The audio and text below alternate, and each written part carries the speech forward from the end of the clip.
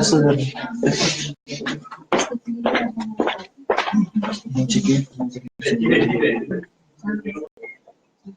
özüm ele canlı.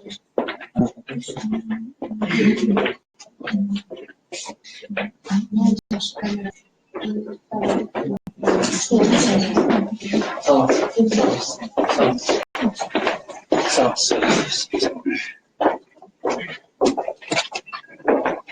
Sağ olasın.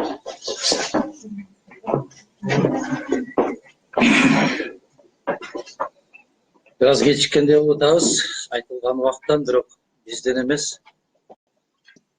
15 минут академический. Биздин журналисттер аябай бүгүнкү күндө жумуштары көп, бардык жактарга саатына жетишпей атат. Ошондон улам 15 мүнөттөн кийин баштап атабыз. Бүгүнкү жыйындын негизги маселеси, негизги себепчиси биз өткөндө айтканбыз, салтка айланган ушул мен макул эмесмин деген кыймылдын ишинин жүрүшү менен биз сиздерди кабардар кылып турабыз. Андан сырткары саясатчы катары, партиянын төрагасы катары Кыргызстандагы түзүлгөн кырдаал боюнча сиздер менен түздөн түз байланышып турабыз деген убадабыз бар. Нооруздан кийин эле жолугушабыз деген үмүтүбүз бар эле, бирок тилекке каршы интернеттерден көп эле чыгып атат, суроолорду берип атышат.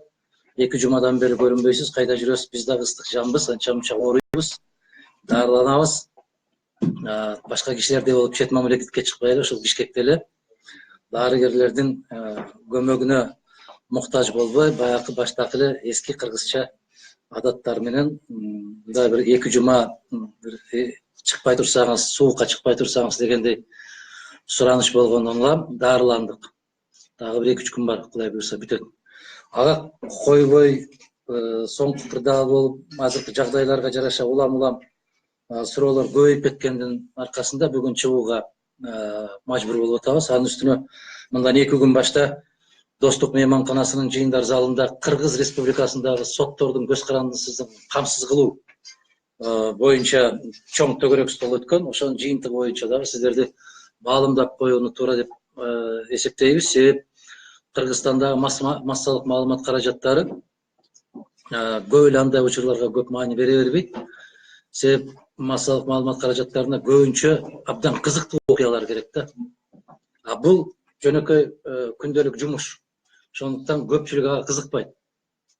Биздин Кыргызстандагы эң чоң маселенин бири ошол соттордун көз карандылуулугунун натыйжасында башаламандык болуп аткандыгына карабастан, эгерде ал жерде бирөөнү бирөө кармабаса, бирөө менен бирөө мушташып кетпесе, кыргыз журналисттери көп эле ал жерге бара койбойт. Же көңүл деле бурбайт ага. Ошондуктан көбүрөөк тагыраак маалымат берип коюу максатында, анын ортосунда жагдай кескин түрдө 2 күндүн ичинде кызып өзгөрүп кетти. Ага дагы байланыштуу суроолор көп.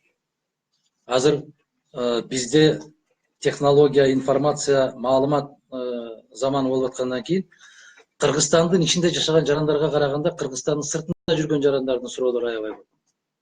Негизи мага кайрылган суроолордун бир 70%га жакын ошол сыртта жүргөн биздин кыргыздарга таандык. Мен мүмкүнчүлүктөн пайдаланып аларга терең ыраазычылык билдиргим келет. Дал ошол Кыргызстанда жүргөндөн көбүрөөк, бул жерде жүргөн биздин жаштарга караганда, алар Кыргызстандагы болуп аткан окуяларга көбүрөөк күйгөндөй сыяктуу. Көбүрөөк кыжалат болгондой. Кол топтогондо дагы мен макул эмесмин кыймылынын көптөгөн колун мына бүгүн соңку жыйынтыгын азыр бир 10 минут башта берди мага жигиттер. 150 000 кол топтолуп отурат. Бул бир эле партиянын жасаган иши. Бир эле мен макул эмесмин деген кыймылдын жасаган иши.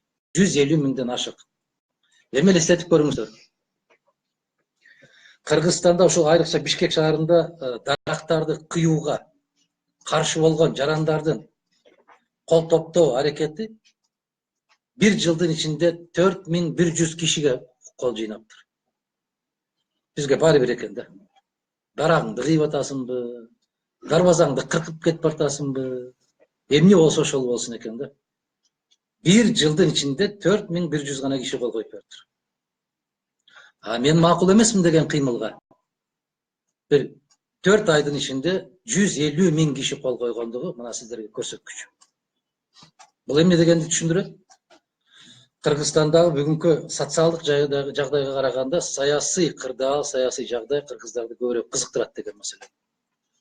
Бул соңку өткөн шайлоолорго нааразычылыктын канчалык деңгээлдегинин белгиси. Кыргызстандагы кен байлыктардын иштетилишине каршы болуп аткандардын деңгээли. Кыргызстанда саясий куугунтукталып аткан азаматтарга колдоолордун көрсөтүлүүсү. Кыргызстанда мөңгүлөрдүн жарылышына каршы болгондуктары. Кыргызстандагы кен байлыктардын кытайлыктар тарабынан бир тараптуу колдонулуп аткандыгына каршы. Кыргызстанда адам укугу же болбосо шайлоочу катарында ошол шайлоого катыша албай калган биздин адамдардын ич күптүүлүгүнүн натыйжасында ушундай активдүүлүк көрсөтүлүп атат. Кечээ Кыргызстандагы көз карандысыз сотторду камсыз кылуу боюнча жыйында мен жарыя кылдым. Ошол эгер биздин эле бир эле күчтүн аракетинде ушунча кол жыйналган болсо, анда артыбызда элибиз бар, биздин дагы элибиз бар, таянычыбыз бар деген дагы 3-4 эле саясий партия кошулса, дал биз жыйнагандай жыйнаган болсок, анда 600 000 болуп кетет. Жыйнабайлыбы анда? Деген сунушту таштадым. Баары эле колдойбуз дейт. Ар намысы да колдойбуз дейт. Башка саясий партияларды деле колдойбуз дейт. Биздин артыбызда элибиз бар дейт. Ал артында эл болгон болсо ошончо жыйнап берсе жакшы болмок. 1000 сүйлөгөндөн көрө бир эле ошондой могу жерге столдорго азыр жыйналып коюлду. Бир чети гана себеп көбөйүп кетет экен, батпай кетет экен, топтолуп келгендер деп. Мына биз Москвадан жыйналган колду машина менен алдырдык. Мына кайдыгер эместиктин туу чокусу ушул. Жеңил машина менен барып, самолет менен барып, жеңил машина менен алып келдик. Топтолгон колдорду. Биз алардын баары топтолгондон кийин буюрса, сиздерге убада бергендей, Борбордук шайлоо комиссиясына, жогорку кеңешке, тийиштүү органдардын алдына таштайбыз. Мына кыргыз жарандардын каалоосу ушул. Мен дагы бир жолу ошол Россияда эмгектенип жүргөн, биздин убактылуу жашап, иштеп жүргөн азаматтарыбызга, жигиттерге, кыздарга терең ыраазычылык билдирем. Абдан каттуу баш ийүү менен терең ыраазычылык билдирем. Себеп үшүп, тоңуп, метродон метрого секирип жүрүшүп, трамвайдан трамвайга секирип жүрүшүп, жыйнашты ошол азаматтар. Рахмат айтам. Ыраазычылык билдирем. Аман эсен тилектери ишке ашып, алтысан аман кайрадан өзүнүн ата энесинин кучагына аман эсен келгенди Аллах насип эткен болсун аларга. Бул рахмат. Тилек катарында кабыл алыңыздар. Андан кийин бир да мүнөттү текке кетирбестен, сиздердин алдыңыздарда кандай суроолор пайда болуп калган болсо, мен түз жооп берейин. Биздин бүгүнкү жыйын көбүнчө ошол интернет, Фейсбуктан, Одноклассниктен, Твиттерден, дагы башка тармактардан таратылып атат. Ошондуктан баягы өтө көптөгөн суроолор менимче ошол Фейсбук тарабынан келет деген үмүттөбүз. Суроолор болсо жооп бергенге даярмын. Рахмат. Кимдер, сиздерденби мына катчылар? Урматтуу журналисттер, Мадумаров Каз Сооронбай Жээнбеков менен сүйлөшүп, эл үчүн жакшы иштерди баштаса деп суроо берип койгула сураныч. Фейсбуктан дейт. Эми аны билесиздер, мен кечээ Азаттыктын ыңгайсыз суроолорунда дагы жооп бердим. Мен эч качан жеке киши үчүн иштегенге барбайм. Жеке кишинин кызматын аткарганга мен даяр эмесмин. Мамлекеттин, улуттун кызыкчылыгы үчүн жумуш боло турган болсо, ага дайым даяр экенибизди айтып эле келебиз. Биз эч кимге, эч качан жараткандан сурап келебиз. Аллах өзүңдөн башка эч кимге муктаж кылбады. Мен ошол принцибимде калам. Эгерде ошол мамлекеттин, улуттун, журттун кызыкчылыгы үчүн дей турган болсо, мен дагы бир жолу айтам, мага баары бир кайсы жерде жумуш иштеш. Эгер артымда из кала турган жер болсо.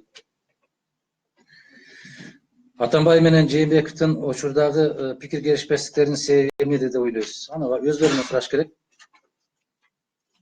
Эки доско кимисине жакпай калды, аны алардан сураш керек да. Тажибаев деген мырза суроо берип атат. Рахмат. Мен макул эмесмин, азыркы учурдагы жүргүзүп жаткан саясатка жүрүштүн жыйынтыгы толук бүтө элекпи дейт. Канзаман Тажибаев. Мен азыр маалымат бердим. Эгерде Мадумаров мойнуна алыптыр, өзү бүтүрөт деп калгандарыбыз жата берген болсок, бүтүрүш кыйын. Жалгыз кишинин колунан келе турган жумуш эмес бул. Бул жерде келген кеткен кишилер көрүп атасыздар. 7-8 жигиттерибиз менен кыздарыбыз бар. Ошол азаматтар чуркап жүрүшөт. Биз Кыргызстанга кайдыгер карабайбыз, келечекке күйөөбүз деген азаматтар келип 50-дөн, 100-дөн болсо дагы колтооттоп келип таштап кетип атат. Ысык көлдөн, Баткенден, Оштон, Чүйдөн келип, кол жыйнап келип таштап кетип атат. Алар унчукпай эле келип, мен кээлерин көрбөй деле калып атам.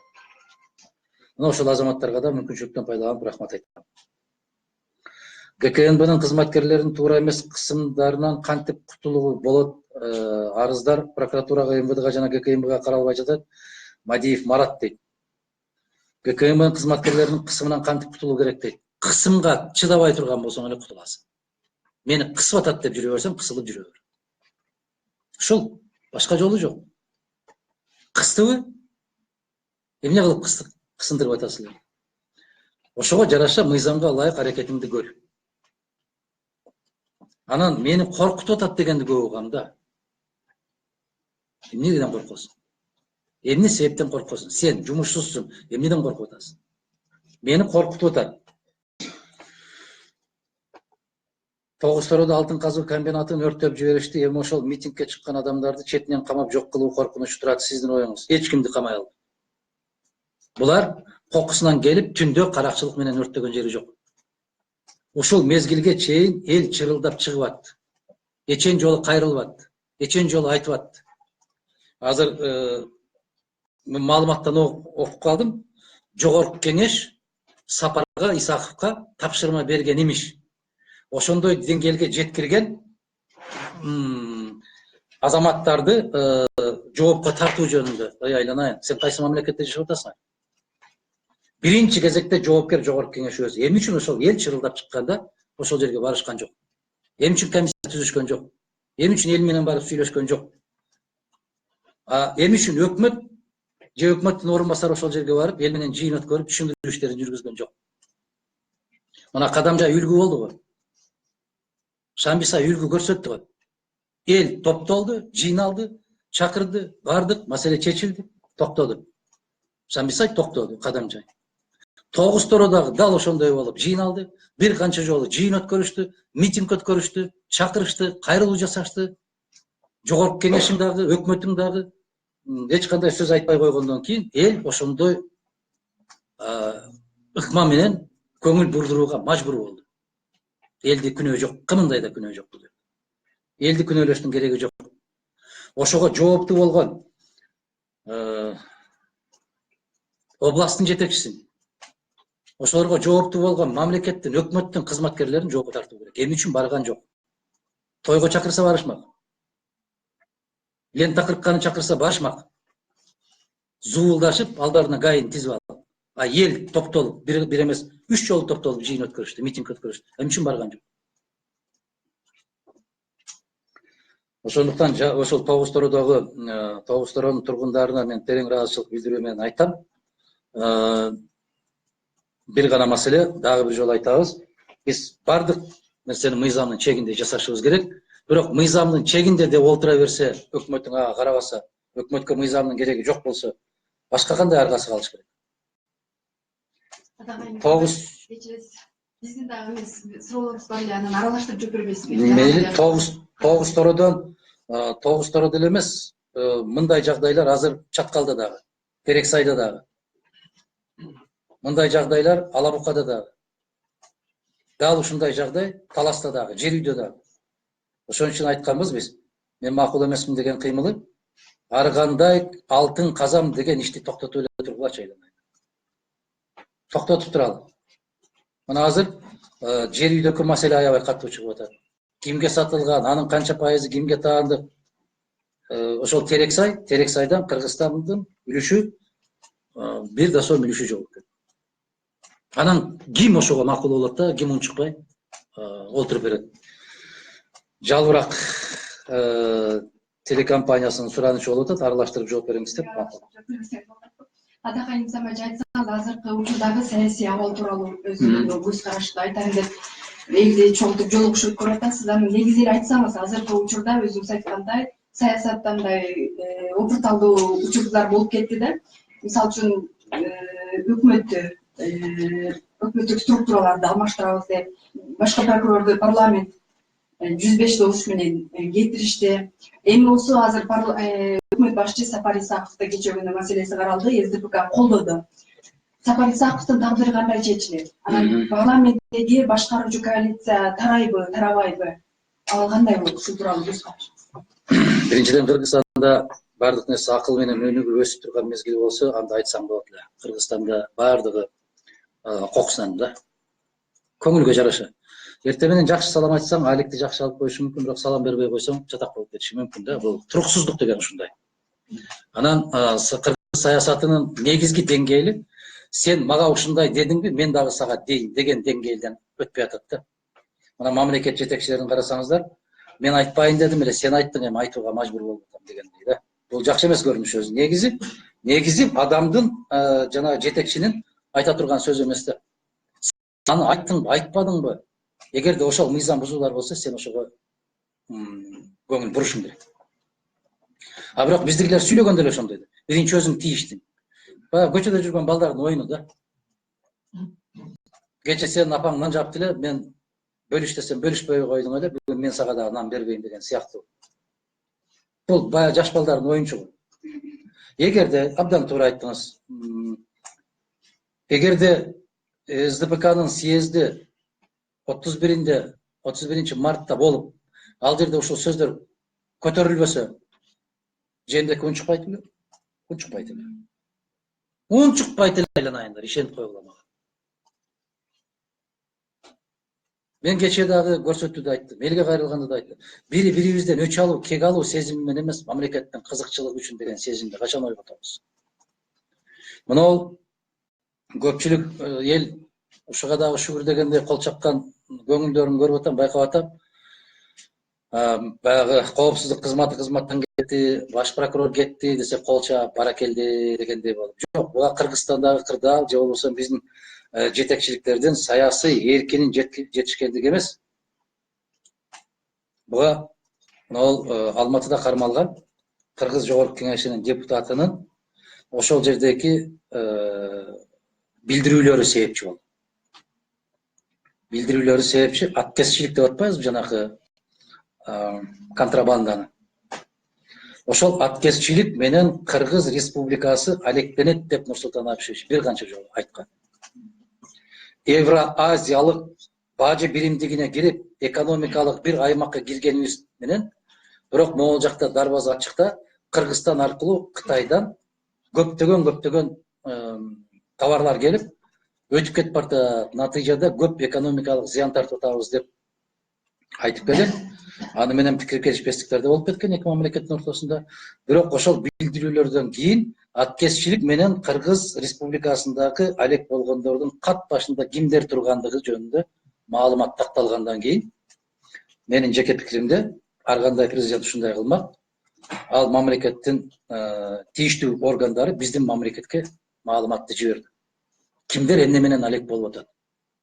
Мына ошол булар алек болуп атат дегендердин мен алган маалыматыма караган жараша 2-3 ошол замат Кыргызстанды таштап чыгып кетти. Бүгүнкү күндө жок. Ошол менен алек болуп келгендер, эбегейсиз байыгандар, элдин эсебинен, казнанын эсебинен байыгандар бүгүнкү күндө чыгып кетишти. Тилекке каршы, эгерде чындыгында ошол коррупцияга каршы күрөшүүгө бел байладым деп чыккан азамат, аларга баягы биз жаш кезде ойнойт элек го. 1, 2, 3, 4, 5 издегени кеттим, ким бекинбей калса күнөө менде эмес. Мына ушул оюн болуп атат да. Мен издейм, жакында баштайм. Үлгүргөнүң үлгүрүп кал, чыкканың чыгып кал, кимин кармалып калсаң күнөө менде эмес. Кандай дейсиңер силер? Бизде соңку ушундай мезгилдерде болдубу? Баланчыны кызмат ордунда отурган жерден кармаптыр. Жыйында отурган жерден кармаптыр деген. Жок, бизде чыгып кетти, кетти. Качан учуп кетти? Кече учуп кетти. Анда кылмыш ишин козгоп койгула. Мына ушундай жагдай болуп атат. Эмне үчүн? Себеп жетекчиликтин бардыгы ошол жалпы оокаттан ооз тийген эмесмин дегендери жок койсо. Баленин баары ушул жерде. Мен кече да айттым, дагы да айтам, шайлоо учурунда да айтканмын. Мен 35 чоң коррупционерди билем дебеди беле. 35 кишинин 5 айдын ичинде 35 кишини кармабагандан кийин эмне аларга да мүмкүнчүлүк берилип атабы? Чыгып кете аласыңарбы, чыгып кете албайсыңарбы? Анан биз туура түшүнүшүбүз керек. Мисалы мен азыр ысык көлгө барып 10 күн жашай аламбы, жашай албаймбы билбейм. Себеп каражатым жетеби, жетпейби билбейм. А кантип кыргыз чиновниктери, аткаминерлери Англияга, Туркияга, Москвага, башка жака чыгып кетип, эч нерсе болбогондой жашап кетип баратат, мен билбейм, түшүнбөйм. Же аларды мамлекеттик колдоого алып атабы алар? Кайдан каражат менен жашап атат? Эмне каражат менен жашап атат? Сыртка чыгып кетиптир деп жылдап жашап атышат. Кантип жашап атат? Таң калыштуу. Эгер бир тууганыңдын үйүнө барсаң деле 3 күн сый урмат болот. 3 күндөн кийин же келиниңдин, же жеңеңдин кабагы түшкөндөн кийин кеткиң келет. Алар кантип айлап жылдап жашай берет алар? Эмне болду? Балдары дагы бир жылда $25,000 талап кылган окуу жайларда окушат. Кантип иштейт булар? Кантип жашайт? Акылым жетпейт. Ошондуктан Динара айым сиздин берген сурооңузга ушундай деп жооп берем. Бул кезектеги эле баягы оюн болуп калышы мүмкүн. Бирок оюндан от чыгып кетиши да мүмкүн. Чек билбей калат да, чек билбей калат. Кээде бир тарап күнөөлүү болбойт, сөзсүз эки тарап күнөөлүү болот. Ушул деңгээлге чейин жеткирип баягы кээде энелери сурайт го аталарынан, балдарыңды кичине опузалап койсоң, кичине сестенип калсын деп. Булар бири-бирибизди опузалайбыз деп олтуруп төгүп алышабы дейм да. Ушундай деңгээлге жетип калабы деп ойлойм. Себеп мен коррупция менен аягына чейин чыгам деген кишиге 5 ай жетиштүү болот да, учак кимдики? Учак кайдан келди, кайдан түштү? Жүктүн ээси ким? Туурабы? Чыгарса болот да, тапса болот да. Баягы келер замат саясий көз караш менен камалган азаматтарга мунапыс жарыяласа болот эле. Ошого эрки жетиш керек эле. Кандай дейсиңер? Келер замат саясий кылмышкерлик эмес, уурлук эмес, коррупция эмес, башка эмес, саясий өңүттөн камалгандарга, мисалы ошол эле мен өткөндө азыр да айтайын, Өмүрбек Текебаевди кыргыз жаран эмес, сырттан келген бирөө эле көрсөтмө берип койсо барып камап атпайбы? А биздин өзүбүздүн Кыргызстанда бул менен уюмду уурдап алган ушул, кече барып союп, сатып жиберген ушул деп колунан кармап берсек кой берип атпайбы?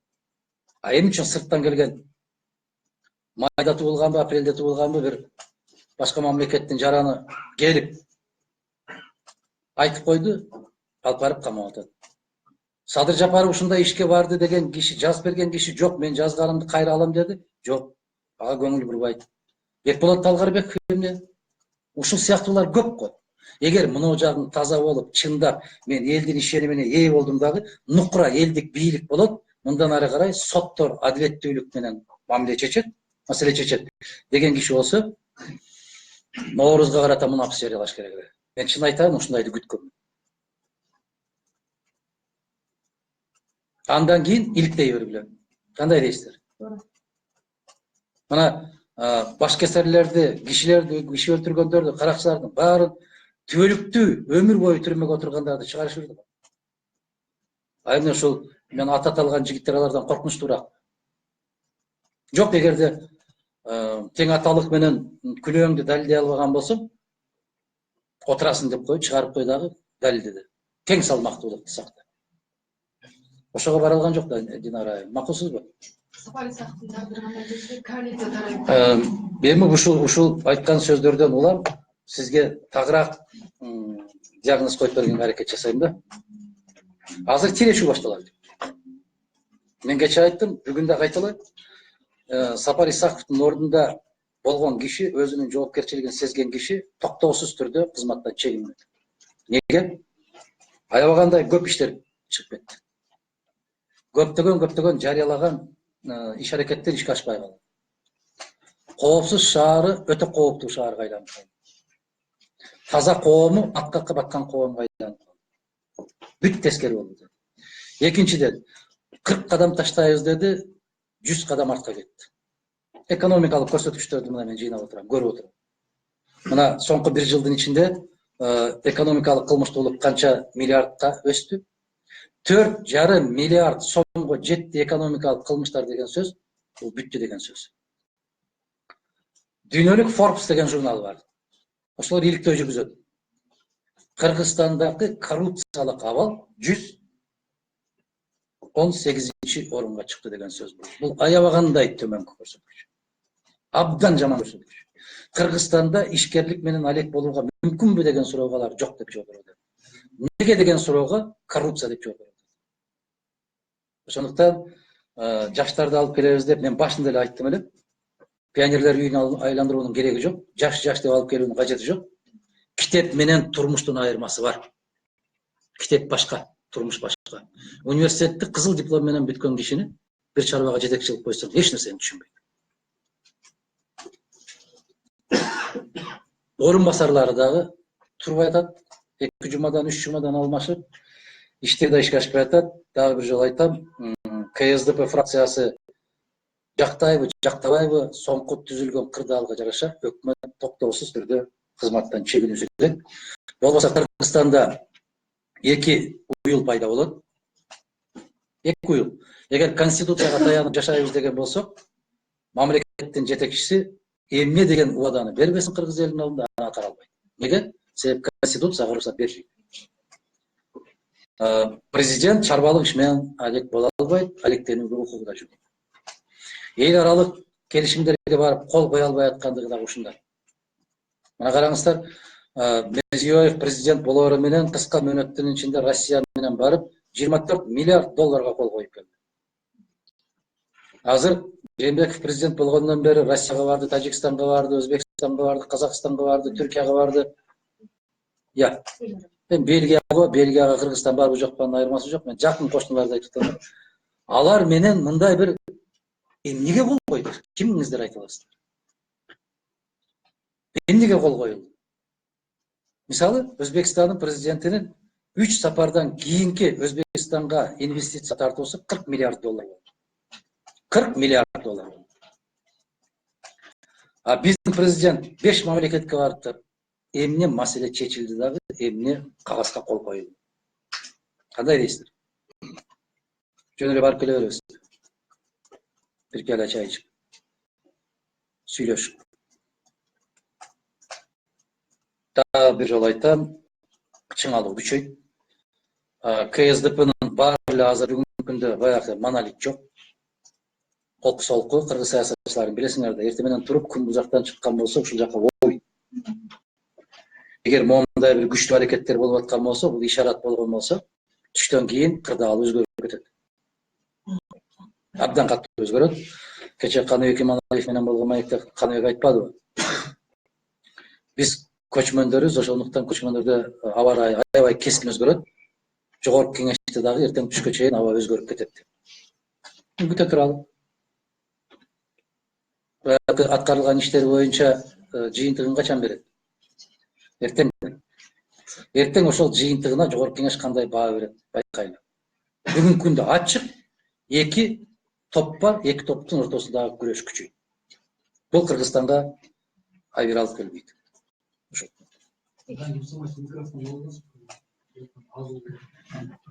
Назар Ньюс. Учурда Сооронбай Жээнбековдун саясаттагы кадамы сизди канааттандырабы жокпу? Ошол боюнча айтсаңыз. Кайсы кадамдары? Саясаттагы кадамдары. Экинчи суроо, бизге жеткен маалыматтарга таянсак, сиздин кандайдыр бир убакыт өткөндөн кийин сизди кызматка чакырышы мүмкүн деген. Экинчи суроо. Үчүнчү суроо, учурда эл аралык деңгээлде аябай талкуу болуп атат. Путин менен Трамптын ортосунда келишпөөчүлүк кандай сиздин көз карашыңыз? Мен соңку сурооңуздан баштайын. Путин менен Трамптын ортосунда бул маселе Кыргызстанга менимче эң соңку мындай бир залкасын тийгизе турган маселе. Бирок экинчи жагынан караганда бул өтө чоң дүйнөлүк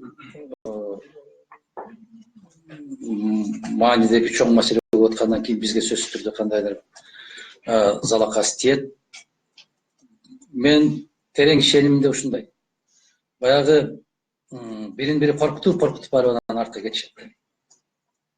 Дипломатиялык жол менен чечели деп чечтик дегендей деңгээлге барышат. Себеп Бул тирешүүдөн ута турган киши болбойт. Эч кимсе утулбайт. Ошондуктан бир тарабы айтпасын, бизде керемет деген ракетабыз бар, экинчи тарабы айтпасын, ал ракетаңды керек болсо мен чек арадан өткөрбөй уруп салам деген болбойт. Кандай болбойт. Ошол дипломатиялык жол менен гана чечилиши керек. Тирешүүгө барбашы керек. Баягы экидөө кагышса ортодо чыгым өлөт дегендей болуп, бейкүнөө мамлекеттер себеп ал эки мамлекеттин ичине кирбегенден кийин ал жакта ар кандай тирешүүлөрдү өткөрүүгө болбойт. Менин пикирим ушундай. Эми Трамптын мүнөзү белгилүү да. Мына бүгүн соңку билдирүүсү бир үмүт отун жандырат, баягы мен айтып аткан сөздөргө. Сириянын аймагында соккурулар боюнча чечим соңку чечим эмес деп айтты. А бирок эртең мененки билдирүүсүндө айткан, орус аскерлеринин ошол жерде жайгашканына карабастан биздин соккуруу максатыбыздан кайтпайбыз деп. А 2 сааттан кийин бул чечим соңку чечим эмес дегендей билдирүү жасады. Алардын кандай кадамга барышын айтуу бизге жеңил. Биздин президент менен жогорку кеңештин кандай кадамга барышын айтуу өтө кыйын. Себеп логика жок да бизде. Логика жок. Бизде бир мыйзам ченемдүү саясат жүрбөйт. Кой дос, каттуу кетип калыптырбыз эми деп койсо, ишиң бүттү. Божомол берип отура бересиң жанагы. Серепчилердей болуп алып. Экөө аябай катуу кагылышат деп айтылат дагы, достор. Бирок экөө кагылышпай кайрадан тил табышканы биздин мамлекет үчүн жакшы болду деп сүйлөй берет. Эч маселе жок. Шайыр туурабы? Өзүң уяласың жер жактан. Ана бүгүн дагы серепчилер айтты, кандай болушу мүмкүн десе, ал тараптан бер тараптан кече эле 30 бинде маалымат жыйын өткөргөндө сиздин кайра келишиңиз, саясий аренага чыгышыңыз менен бизди аябай кубандырдыңыз деген баягы себет көтөргөндөр бүгүн үндөрү өзгөрүп калыптыр. Кеткенден кийин биротоло кетип эле тоскоолдук кылбай койсо жакшы болмок дегендей болуп. Айлан айына 2 күндүн ичинде эмне болуп кетти. Ошондуктан ачуу, таттуу, жагабы, жакпайбы, саясатчы деген бир позицияда турган жакшы. Убактылуу соккуга уруласың, убактылуу сени түшүнбөйт, бирок баары бир тарых алдында какталасың. Ушундай. Анан соңку кадамдары дегенде, соңку кадамдар эгерде өз эрки менен болсо жакшы болот эле. Мен да колча баракелди демекмин. Бирок дагы бир жолу айтам, биздин кошуна мамлекеттердин таасири Кыргызстандагы ички абалга каттуураак го деген оюм бар да мен. Муну азыр сиздер түшүнбөй атасыздар, майдаласам убакыт көп кетип калат. Же ушундай чараларды колдоносуң, же Кыргызстан эл аралык уюмдун өкүлү катарында убадасын аткарбай атат деп, эл аралык деңгээлде маселе коем дегенде, бул кадамга барыш шарт, мажбур болот. Ушундай. Дагы суроо? Сиз буга чейин президент Сооронбай Жээнбековдун жаңы президент болгондо анын саясатын колдогон эмессиз да. Бирок 8-индеги айткан ошол коопсуздук кеңешинин жыйынында айткан убадаларын аткарып баштаган сыяктуу да. Мисалы үчүн коррупция менен күрөштү мына баштады, кандай баштады билбейм. Бирок бир топ энерго тармактагы коррупциялык иштерди, коррупционерлерди кармап, камакка алып атат. Кандай баалайсыз? Баштады мындай убадасын аткарат? Кимди камакка алды? Болсунбек Казаковду камакка. Ким ал? Ал деген Фугенин мурдагы жетекчиси. Кимдин Бакиевдин жерлери боюнча, коттедждер боюнча камады. Ага чейин кимдер Калиевдер боюнча дагы сурактар болуп атат. Азыр ТЭЦ айланасында дагы сурактар жүрүп атат. Позициясын негизи эле ошол айткан убадаларын аткарып баштадыбы президент? Дальше кандай алып кетет? Мен аткарып баштады деп ишенимдүү түрдө айта алам, эгерде ушул аты аталган кишилерди белгилүү жерден көрсөк. Иш козголуп кое берет. Илгери мындай болчу да, баягы өтө таңкыс товарлар келгенде дүкөндүн жетекчилери барып, тааныш тамыр болуп калган болсо, кичине элдин аягы суюлганда Анан үрүң бараң болуп караңгы киргенде келчи деп койчу. Анан ошондо акырын чанаңды сүйрөп барсам, Танкыс деген товарлардан кичине атаң сүйлөшүп койгон болот, ошону алып кетип анан үйгө кетишти. Бүгүнкү кыргыз саясаты ушундай. Бир аз элдин деми түшкөнчө кое турчу. Бүгүн Батукаевди эстеген ким бар? Бүгүн Дача сууну эстеген ким бар? Айткылачы. Унутулуп кете берет экен. Кетет, жылдан жылга кете берет. Ушинтип мындай бир аз элдин аягы суюлганча, же болбосо элдин деми басылганча кое турчу, туруп турчу деп коюп туруп атпайбы. Анан эле кылмыш иши козголду дегенди угабыз, түрмөдө отурат дегенди укпайбыз да. Ошондуктан мен өзүнүн убадасын аткарып баштады деп мен кечээ мисал келтирдим, дагы бир мисал келтирип коеюн сиздерге. Бразилиянын 2 президенти камалды да. Камалды деген жок, кылмыш козголуп кызматтан чегиништи. Биринчи Лулу деген президенти бар эле, аны кызматтан чегиндиришти, кетиришти. Эмне үчүн билесиздерби? Өзүнүн жакын досунан пәтер алып коюптур да, квартира алып коюптур. Эми элестеткиле, Бразилия деген не деген өлкө, ошо президенти тааныш ошондой компания уйгурган экен, ошондон бери квартира алып коюптур да. Кызматтан кетиришти да.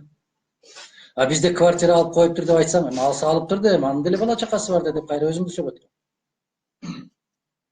Ошентип кызматтан кетиришти. Андан кийин Русов деген аял келди президент болуп.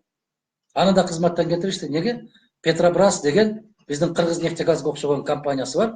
Ошол нефтегаз компаниясыга жеңилдик берип койду деп кызматтан кетиришти. Караңыздарчы. А бизде мына схемалар чыгып атат. Кыргыз Энерго холдинг электр энергияны өндүрөт, анан Автомаш энергияга берет. Автомаш энергиянын жетекчиси болуп Атамбаевдин баласы отурат, ал жерге 35 тыйындан өткөрүп берет, ал элге 77 тыйындан, анан чарба жүргүзүүчү ишканаларга 2 сом 10 тыйындан сатып атат. Натыйжада бир эле айдын ичинде эчен 100 миллион сом пайда көрүп атат деп чыгарып атат. Эч ким чыкпайт. Эч ким чыкпайт.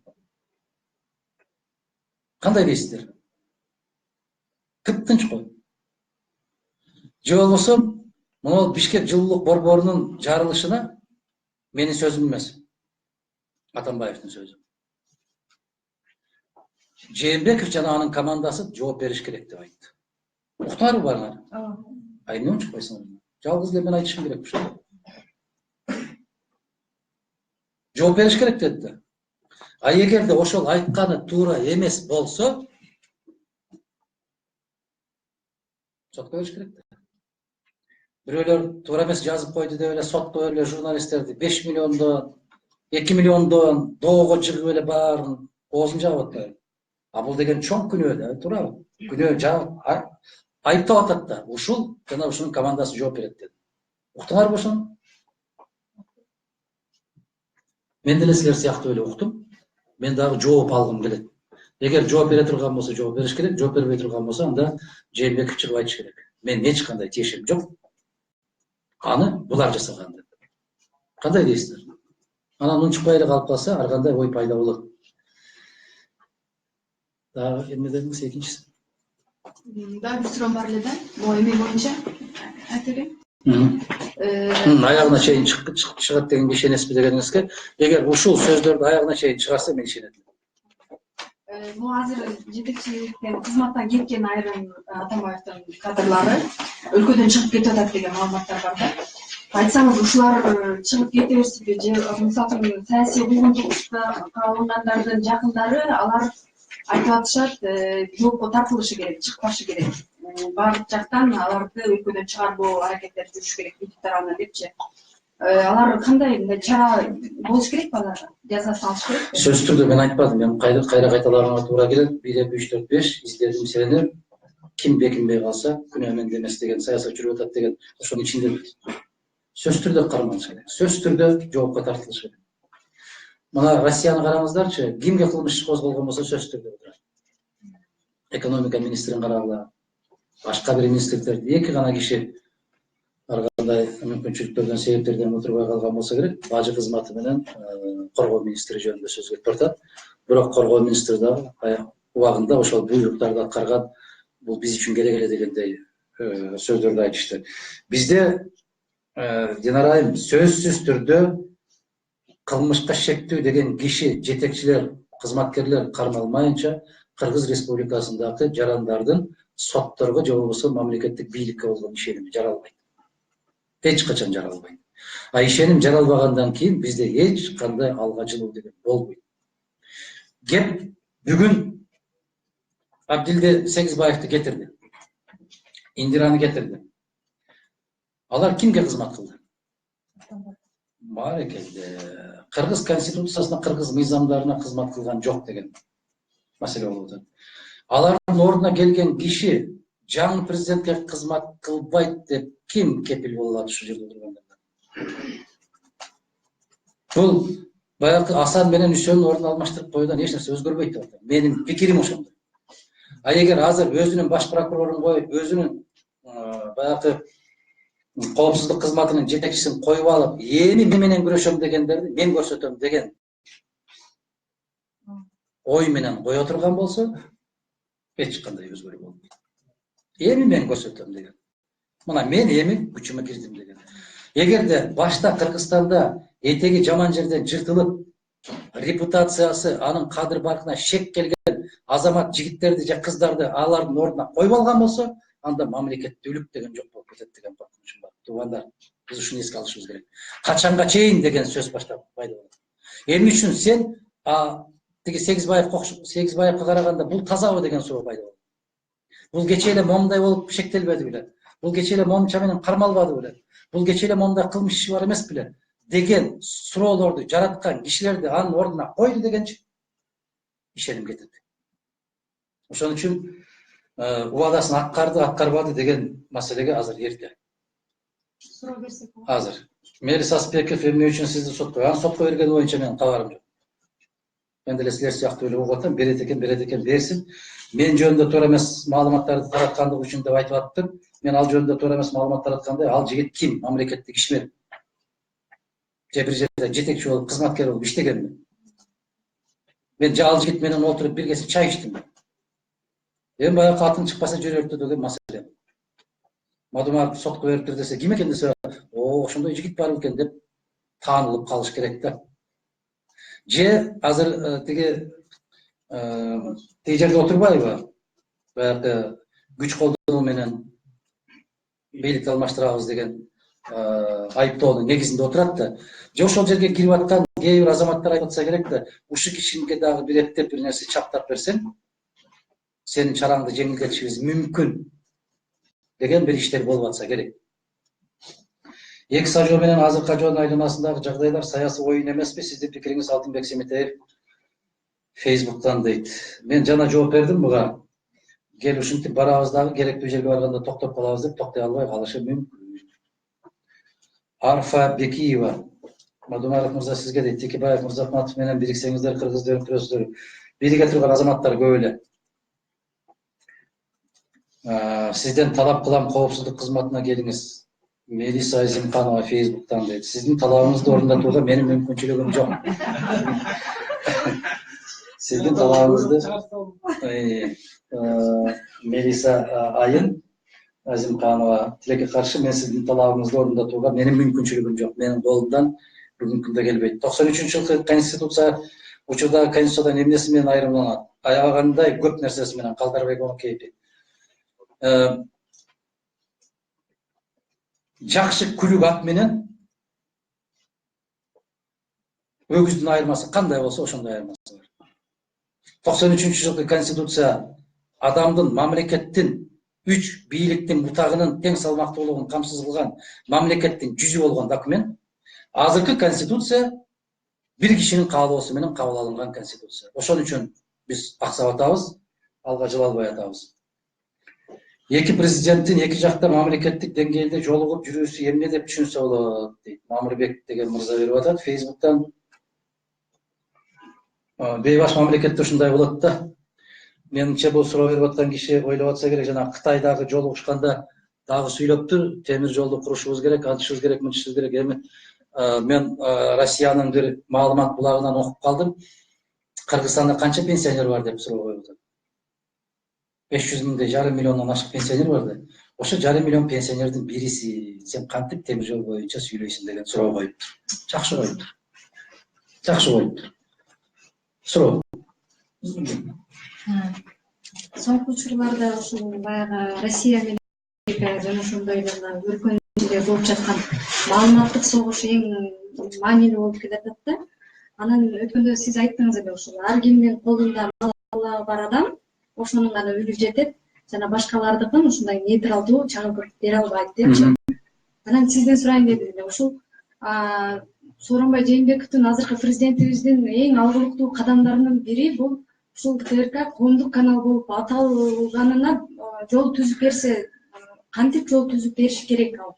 Ошондой эле сиздердин жана ошондой эле элдин үнү жетиш үчүн алгылыктуу кадамдарга кантип барыш керек? Сиз ошого кандай багыттама берет элеңиз? Жана ошондой эле соңку учурларда ушул Кыргызстанда сиз айтпадыңызбы, элдердин социалдык көйгөйлөрүн эмес, каяктагы бир саясий оюндардын чордонунда биз талкуу жүргүзүп калдык да. Социалдык көйгөйлөргө алсак, мисалы үчүн тышкы карызыбыз Кытай. Кытайдагы азыр мына тест боюнча дагы жана башка бир сырткы карыздарыбыздын көптүгүнөн улам биз Тажикстан сыяктуу эле жерлерибизди өткөрүп беришибиз мүмкүнбү?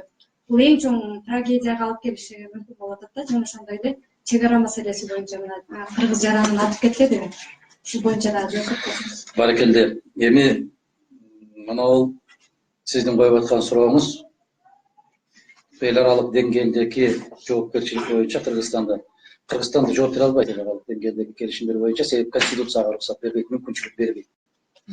Барып Кыргыз Республикасынын президенти кандай келишимге кол койбосун, бирок аны ишке ашыра турган өкмөт. Өкмөт президенттен көз карандысыз бүгүнкү күндө. Көз карандысыз болгондон кийин сен убадаңды бере бер, мен өзүмдүн билгенимди жасайм дегенде ишке алып барат. Себеби конституцияны атайын ушундай кылып жасашкан. Ушундай кылып кабыл алдырышкан. Биздин кече сүйлөгөндө айттым мен, коом да өзүнүн жоопкерчилигин сезиш керек да. Коом сезиш керек. Айрыкча академиктер сезиш керек. Акаевдин аркасынан чуркап жүргөн академиктер кече Жээнбековдун аркасынан чуркап жүрдү. Асман менен жерде айырмасы барбы эки президент? Бири-бирин көрөйүн деген көздөрү жокпу? Кантип ал академиктер чуркай берет билбейм мен, аксакалдар. Эл акындар, эл жазуучулары, анан жанагы жылдыз болмуштар, ошокто калган гүлдөй болуп үлпүлдөгөн чырактар. Силер дагы жооп бересиңер. Силер дагы үгүттөгөнсүңөр. Кыйын берсе бара беребиз дегенде силер кимсиңер? Силер дагы жоопкерчиликти сезишиңер керек. Журналисттер дагы жоопкерчиликти сезиш керек. 10 000 сом, 40 000 сом бир бетиңерди, гезиттин бир бетин 50 000 чыгарасыңар да, ким төлөп берсе үкүртө бересиңер. Манастан кийинки азамат ушул. Силер да жооп бериш керексиз. Ар бирибиз жооп беришибиз керек. Биз улутпуз. Биз элбиз, биз мамлекетпиз. Эмне үчүн ушунун аркасынан чуркадыңар? Бул кандай болот? Анан саясатчыларды алдынан түртүп коесуңар дагы, көкөлөтүп учурган өзүңөрсүңөр. Анан ал талп этип түшүп калган болсо, карабай кетип каласыңар. Жылдыздар каякта? Кечээ жүрүшпөдүбү ошол? Эмгек сиңирген дегенди алышып, эл артисти дегендерин алышып. Кайда жоопкерчилик ала? Моралдык жоопкерчилик барбы ошолордо? Сөзсүз түрдө болуш керек. Академиктерде, эл акын, эл жазуучуларында болушу керек ушундай нерсе. Коом өзүн өзү ошондой жоопкерчиликке түртүш керек, милдеттүү түрдө түртүш керек. Мен кантип жооп берем деген. Азыр эми Атамбаев кетти. Атамбаевди сындап 6-7 жыл башта мен айттым эле кандай шайланганын. Ошол кезде жалгыз элем. Бүгүнкү күндө күндөн күнгө мен тарапкерлер көбөйүп баштап атат. Байкап атасыңарбы? Кечээ тиш жаргандар пайда болду. Үнү бар экен аларда, сүйлөй алат экен. Ким кепилдик берет? Мен билесиздер, менин милдетим ушундай. Президент болуп турган, күчүндө турган, зыңкылдап турган мезгилде өзүмдүн пикиримди айтам, президенттиктен кетти тийбейт. Мен ушундай принцибим бар. Эми менсиз деле кеминде бир 3 миллион киши айтат. Жолборстор чыгат эртең. Ой, керемет жолборстор. Кече эгине тийбей Атамбаевди мактап аткан журналисттер КТР ЛТРда өзүң ичип аткан чайың колуңан түшүп кетет айламай. Бүгін такс етіп 15 градусқа бұрылып алып, Сооронбай Шалиевич деп баштады. Ертең 6 жыл өтеді. Ошол ооз менен бұл кишиге да кайтарын айтышат. Аны бір күнөрдөй көргөн. Белгиле, ачуу болсо да, катуу болсо да, татуу болсо да, биз позициябыздан өзгөртпөйт. Туруктуу бололу. Рызкын эч качан эч бир пендеге пенде бербейт. Көрүнгөнүн колун карагандан көрө, азыр көп саясатчылар дымы жатат, эмнеге билесиздерби? Тымпыйып жатышат. Мүмкүн кээ бир суроолорду ошолор бердирет. Адумаров менен Жээнбеков жакындап кетпесин, ушуну бере койгула дагы, анан тарта салып тиги кишиге жеткире койгула. Атамбаев жөнүндө берип койгулачы, тиги Адумаров дайым чындыкты айтат, анан тигини бияка колдоно койгула. Алар тымпыйып жатышат. Эмнеге? Мүмкүн эртең бүрсү күнү мени чакырып калар. Мына ушулардан сак болушубуз керек. Ушулардан этият болушубуз керек. Мына Атамбаев айтпады беле, мен 23 жылдан бери коюн колтук алышкан доспуз. Шилекейлешкен доспуз. Ал шилекейлешкен доска караганда мүмкүн мен көбүрөөк бүгүн көмөк беришим мүмкүн. Ушуну кыргыз президенттери түшүнбөй койду. Такыр түшүнбөй коюшту. Алтын казуу боюнча 9 торонун дагы суроо келиптир. Мен жооп бердим. Айыл чарба министрлигинин статистика берүүдөн башка иши жок. Дыйкандарга өндүргөн продукция сатууга эч кандай шарт жок. Эмне шарт түзмөп турсун, чегараны жаап коюуга мүмкүнчүлүк жаратып берип атышпайбы? Ошол чоң жардамды. 80 миңден 100 миң деген жана президенттин сүйлөгөнү боюнча Казакстан чегараны жаап койгондо жардам берген ошол да. Тырмакчанын ичиндеги жардам. Өнүккөн өлкөлөрдө байланыш жана интернет системасы эң көп акча каражаты бар. Байланыш жана интернет мамлекетти калса болот. Мына мамлекеттер Россияда, Казакстанда ушундай мыйзам кабыл алышты. Бизде фейк дегендер пайда болду го, чыгып коет да, жана Арстандын, Жолборстун сүрөттөрүн, Кабыланын сүрөттөрүн коюп алышып, Манастын сүрөтүн коюп алып, былык киши деген сөздөрдү жазып атат. Россияда ушуга тыюу салды. Казакстанда мыйзам менен тыюу салды. Кыргызстанда ушуга тыюу салышы керек. Отуруп алат, сүрөттү койгондо же Айтматовдун сүрөтүн коюп, же Исхак Разаковдун сүрөтүн коюп алышат. Мадаханага мугалимдердин айлыгы 50 миңге көтөрүлүшүбүз деген ойго бааңыз кандай? Ким ошо 50 миңге көтөрөм деп айтты? 50 миңге көтөрөбүз. Иә. Жеке оюң илим мындай болуш керек да, Осмоналы дейт Абдулжапар. 50 миңди кайдан алып берет? Куржундан алып береби? Куржунга кайдан түшөт? Эгер Куржунда болсо, Казанда болсо чөмүчкө чыгат дегенде, Куржунда болсо ошондой кылып берсе болот. Мугалимдер, мен позициям, менин пикирим дайым ачык айтып келем. Биздин Кыргызстанда 3 кесиптин ээси эң чоң акча алыш керек. Булар мугалимдер, дарыгерлер, маданият кызматкерлери. Билесиңерби? Мына ушул 3 багыттагы. Андан кийин бул социалдык тармак боюнча. Андан кийинки чоң айлыкты кимдер алыш керек? Ички иштер министрлиги менен коргоо министрлиги алыш керек. Россияда эми үчүн коргоо министрлиги офицерлер, солдаттар, жоокерлер аябай азыр башта жоокер баштаган Россия аскерине кире албай атат. Неге? Айлык.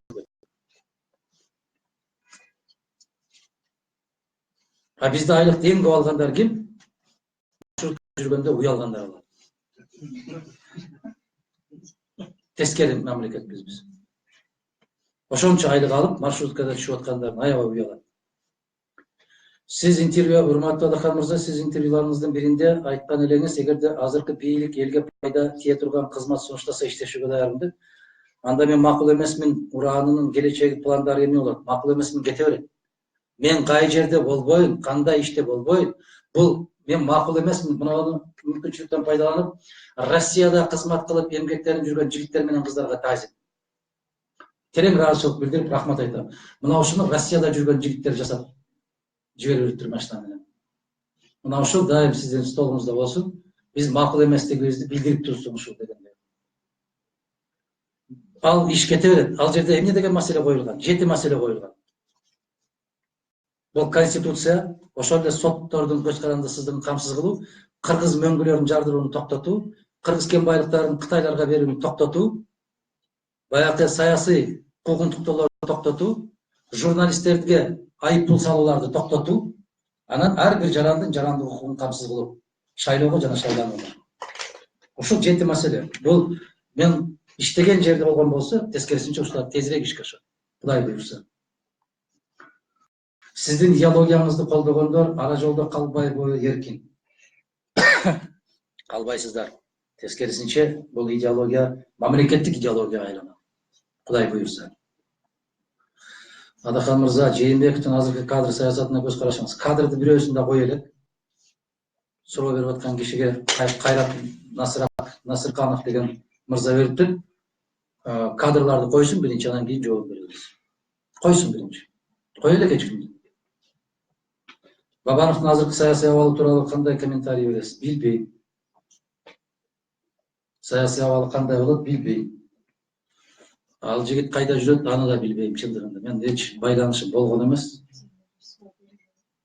25 суроо деди беле? 25 суроо меники эмес, а кишиники ал. Билбейт экенмин аны. Саламатсызбы Адахан агай, биз азыр кыйынчылыктардан кантип чыгып кетебиз, кыйынчылыктан чыгып кетүүнүн жолдору бар. Айтып отурдум. Абдулазиз уулу Алымбек дейт. Азыркы президент Сооронбай Жээнбеков чиновниктерди жумуш ордунан бошотуп жатканда сиздин пикириңиз? Айттым мен. Гейлерин а киши бошотуп атат, гейлерин бошоттуртуп атат. Түшүнүктүүбү? Бошоттуртуп атат. Президенттин түз туура жолго түшөрүнө, элдин ишенимин аткараарына сиздин үмүтүңүз же болбосо ишеничиңиз канча дейт? Көп дуа кылабыз сизге, сиздин үмүтүңүз чоң, сизге ийгилик каалайм. Рахмат. Мен сиздер менен чогуу жашап атам, сиздер менен чогуу көрүп атам, угуп атам, кээде көп маалыматтарды сиздерден кийин угам. Ошондуктан кече айттым, эгерде шымаланып кирип, мен чындыгында ушундай иштерди аягына чейин чыгарам деп, биринчи көмтөргө кол койгон өкмөттөн баштап, экинчиси Бишкек жылуулук борборуна ушундай 386 миллион доллардын изи жок болуп кеткенин таап, үчүнчүдөн Дача суудагы кулаган учактын кимге таандык экендигин, ал жүк кимдики экендигин таап, төртүнчүдөн Батукаевди кимдер кызыл килемге төшөп туруп узатып бергенин таап, бешинчиден мондай кылмыш иш, жалган кылмыш иштерди кимдер козгоду да, кимдер тергеди, кимдер соттоду, ошол соттордун баарын өзлөрүн жоопкерчиликке тартып, түрмөгө отургузуп койгон учур болсо, мен кол чабам дагы, ушуга чейинки айткан сын пикирлеримди кайра артка алам дагы, баракелде деп кол чапканга даярмын. Эгер ушул 5 маселе чечилсе. Көгөрүп эле туруп алган модумаров жок. Мен да көрүп атам, билип атам, сезип атам. Бирок ушунун аягына чыгаарына дагы бир жолу айтып коеюн. Ишеничим азыраак. Рустам Манасбекович дейт. 105 голос менен Жогорку Кеңеш Индира Жолдубаеваны алып келди, кайра кетирди. Күнөөсүз адамдар соттолуп кетти деп жатышат. Ким жооп берет дейт. Баракелде, ким суроо берген болсо да мен ушу суроону бергим келет да, кече депутаттарга бердим да.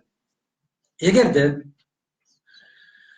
Жээнбеков Индира Жолдубаеваны кызматтан алуу жөнүндө эмес, Кыргыз Республикасынын эл баатыры деген наамды берүү жөнүндө Жогорку Кеңешке киргизсе, ошол 105 депутат колдоп бермек. Кандай дейсиздер? Кеп эмне жөнүндө киргизди эмес маселени. Кеп ким суранып атат? Ушунда да. А эмне үчүн 105 депутат макул болгон Индиранын шайланышына, 2 киши каршы болгон. А кече 105 депутат алынганга макул, 2 киши каршы. Бирөөсү эми жездеси ал. Ал тууган. А калгандар эмне үчүн деген суроо койгон жок да. Келсин деген суроону койгон жок да. Биз суроо берели деп маселени көтөргөн жок да. Мынау иштер боюнча иштен алып коюш мүмкүн эмес. Бир доомактар коюлду да ушул маселе үчүн деп. Демек коюлгандан кийин сөзсүз түрдө жоопкерчиликти караш керек. Эгер мыйзамсыз кылмыш иштер козголгондугу факт болсо, өзүнө кылмыш ишин козгош керек. Өзүн отургузуш керек. Баягы Белизгейт боюнча дагы билесиздер, Абдел Сегизбаевди. Жасалма түрдө экен, андай фирма жок экен, ушул келбептир десе, жок келди деп Атамбаевге алып барып тапшырган. Ошонун баары жалган чыккан болсо, жалган документ жасаганды боюнча кылмыш иши козголуш керек дагы, отургузуш керек. Экинчи кыргыз жигити ошол жерге барган азамат ойлонушу керек. Эртең кандай кетем? Биздин кошуна мамлекеттин президенти бир жакшы керемет сөз айткан. Ар бир президент келгенине кубанбай, кеткенине кубануу керек.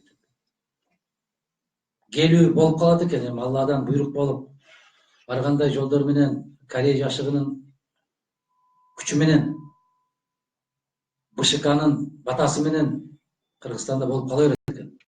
Деген кишилер да болуп калат экен. Мен болом деп айтпаган кишилер деле болуп кала берет экен. Бирок кетери кандай болот? Ушуну ойлонушубуз керек. Ал 105 депутат дейбизби, 120 депутат дейбизби, өздөрүнүн жоопкерчилигин сезиши керек. Сөзсүз сезиши керек. Эми үчүн аны көрсөтсө деле колдоп берет, муну көрсөтсө деле колдоп берет. Эми муну кетирип бергиле десе, төпөштөп тебелеп берет, сабап. Жоопкерчилик болуш керек. Кыркуруу Кыргыз жети дубан ынтымагы коомунун демилгеси менен 21 апрель улуттар улуу жыйыны белгиленди. Ал жыйында 27 жылдан бери өлкөдөгү мыйзамсыз туура эмес иштер боюнча көйгөйлөр көтөрүлөт. Сиздин оюңуз, өзүңүз да улуттук улуу жыйын өтүш керек деп ниет кылып жүрдүңүз эле дейт. Ниетим кабыл болуптур деп кабыл алгыла. Эгерде ошондой демилгечилер көтөргөн болсо, кай жерде көтөрөт, кай жерде уюштурулат, кандай форматта өтөт, ошону билгенден кийин мен абдан кызуу колдоп берүүгө, катышып берүүгө, көтөрүлгөн маселелер боюнча пикиримди айтууга даяр. Эгер чындыгында мамлекеттик деңгээлдеги маселе көтөрүлсө. Ассаламу алейкум агай. Менин атым Тукунов Абзолтой Шакирбекович, балыкчылык жолу ынтымак коомунун негиздөөчүсү. Сизге ушу эки суроом бар. Биринчиси мына Кыргызстанда 10 саясатчы болсо, таза саясатчы, ошолордун арасында билисиз, анын далилдөөсү өткөндөгү президенттик шайлоодо өзүңүздүн электораты 3-чү орунду алганыңыз тастыктайт, айткан сөздөрүңүздү, кылган иштериңизди. Анан менин биринчи суроом, сизге тагыраак болуш үчүн мындай суроону да коеюн. Ушу акыбалга жетишибиз, эгемендүүлүктү алгандан кийинки жетишибиз кимдин күнөөсү? Эми ошого тагыраак көпөйсүн. Президенттики, өкмөт, жогорку кеңештикиби же элдикиби? Анан ошого кайра эле эмне үчүн ошону суроону берип атам? Ким күнөөлүү ушул убакка жеткизгенге?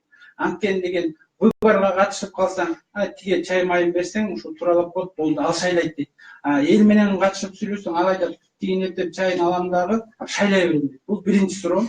Экинчи суроом болсо, мынакей, сиз жана ошо коомдук жоопкерчиликти атпайсызбы? Андан кийинки тиши жарылып чыгып калган саясатчылар бар экен, аягы укур эмес экен, балдар чыгып атат деп атпайсызбы? Ошолордун катарына биз да киребиз.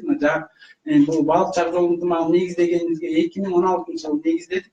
Анан биз ошо өсүп келаткан, мына жаңыдан салынууга кошуп келаткан жигиттердин бирибиз. Ушу биз келе жаткан жаңы саясатка аралашып келаткан муунга кандай таалим тарбия, келечекке кандай жол көрсөтөт? Рахмат. Ким күнөөлүү дегенге баарыбыз күнөөлүүбүз. Себеп ташып тартып отурганыңызга караганда, кийимиңизге караганда ислам шариатка жакын инсан көрүнөсүз. Балыкчы коомдук бирикме, Балыкчылык жолу ынтымак. Балыкчылык жолу ынтымак коому. Шариатта ушундай деп айтылат да, ар бир элдин пейилине жараша падыша берем дейт жараткан Алла. Туура? Демек, биздин коомдун пейили ошого жараша.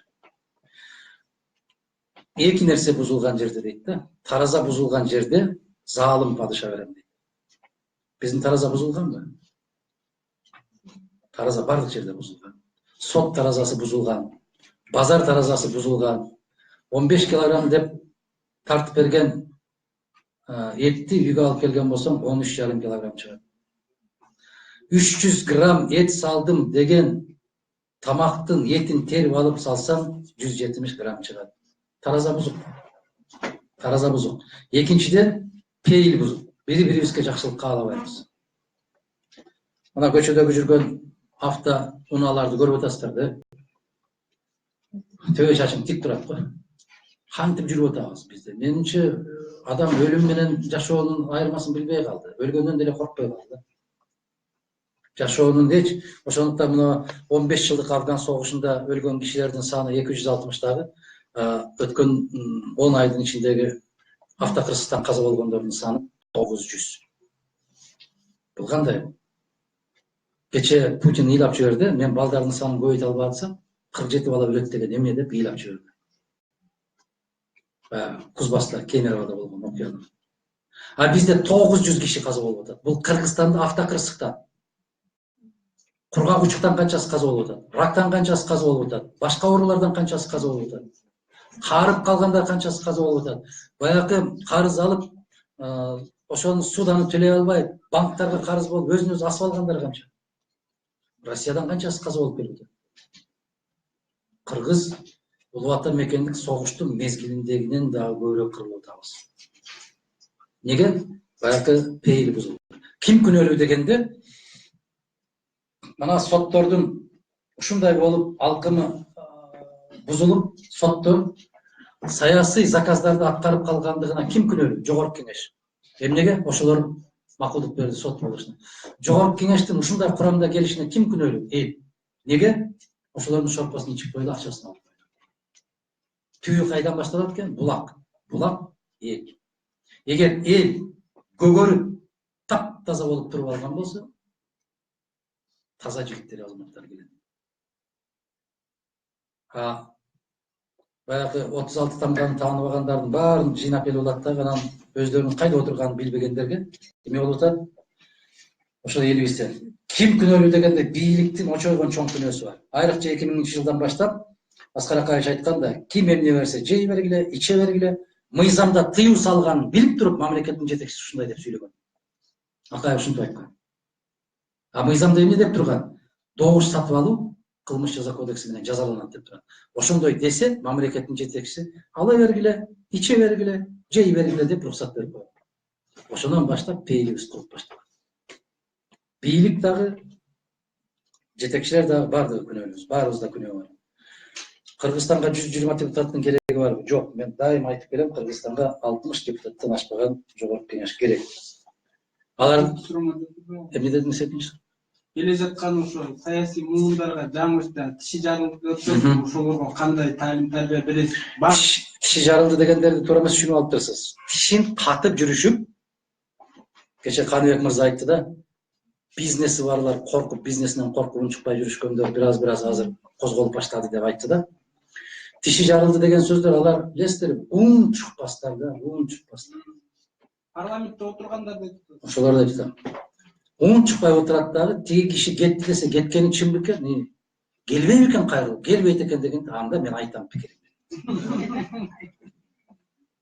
Ошол азаматтарды айтып атам, тиши жарылгандарды. Ошо меники менен экинчисине жооп берип жаштарга кандай үлгү беребиз дегениңиздерге мен айтам. Жаштарга ата бабадан калган керемет каада салт бар.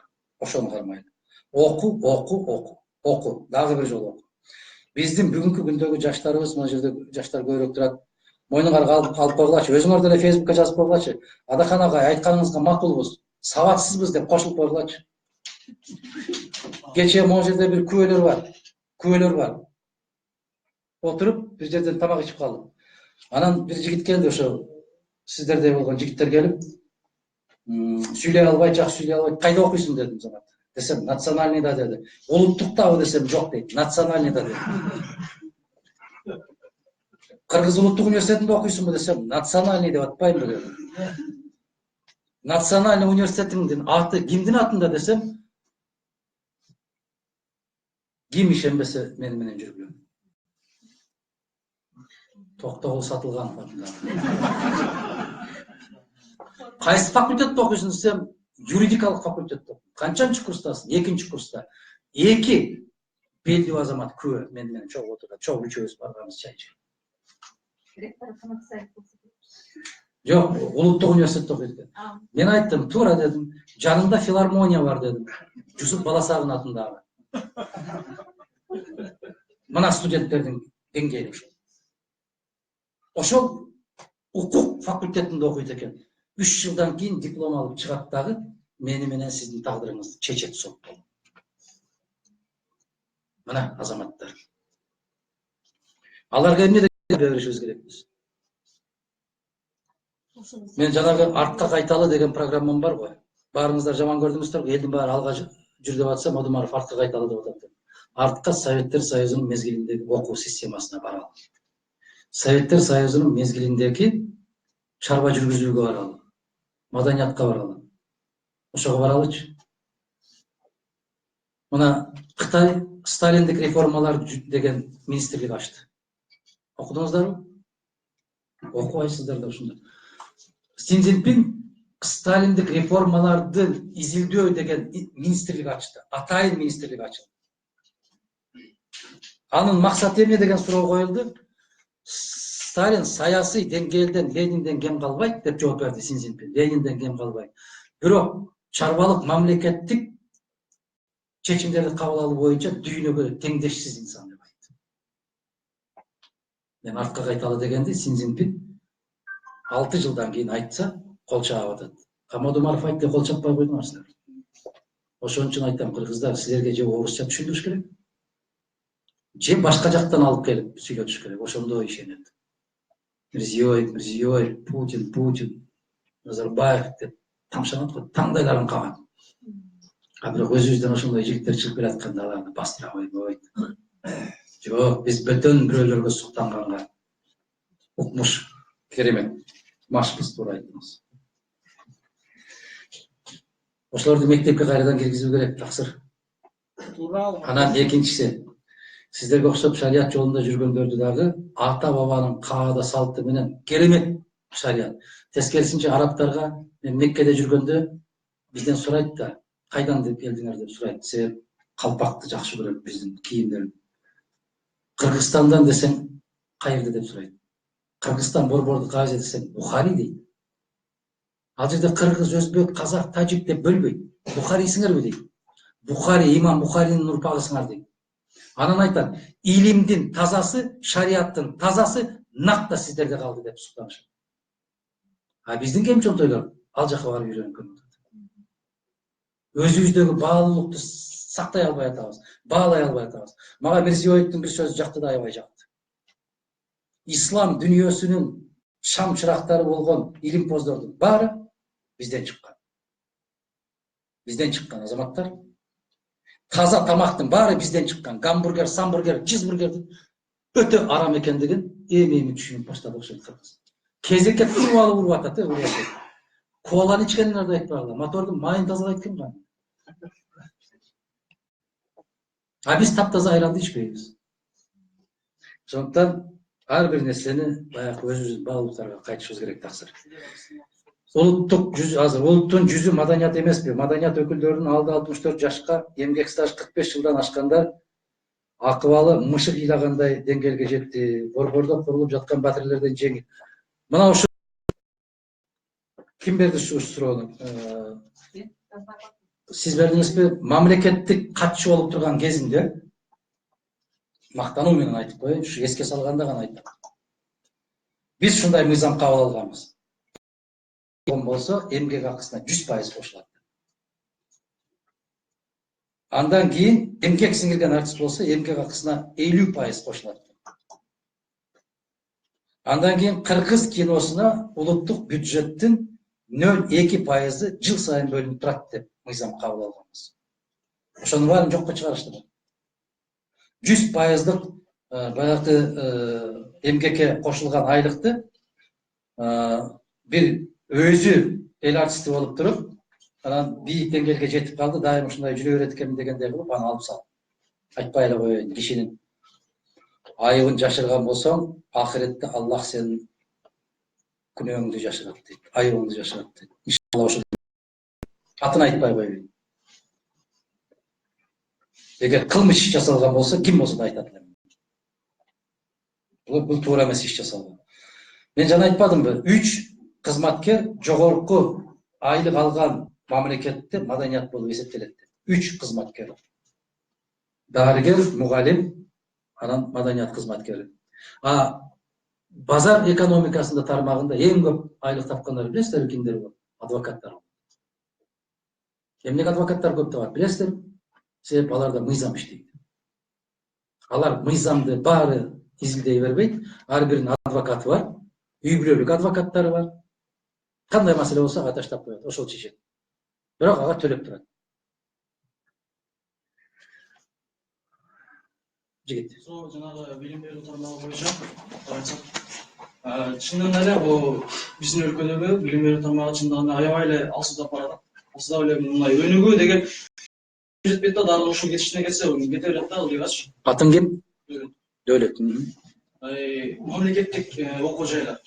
Мисалы жаштарды эмне тарбиялайт? Бул коом тарбиялайт, мамлекет тарбиялайт, ата эне үй бүлө тарбиялайт. Саясат мисалы мамлекет деңгээлде мисалы мектеп тарбиялайт. Бирок азыр бардык эле коом, мисалы мектеп болсун, мамлекет ишканалар болсун, баары мисалы акча жөнүндө ойлоп калды. Идеологиябыз биз материалист болуп атабыз, баарыбыз акчаң болсо сен жогорусуна, билимиң болсо, же болбосо адеп аклагың болсо, тартибиң болсо сен басым жокпу, баары бир сен мындай эле адамсың да.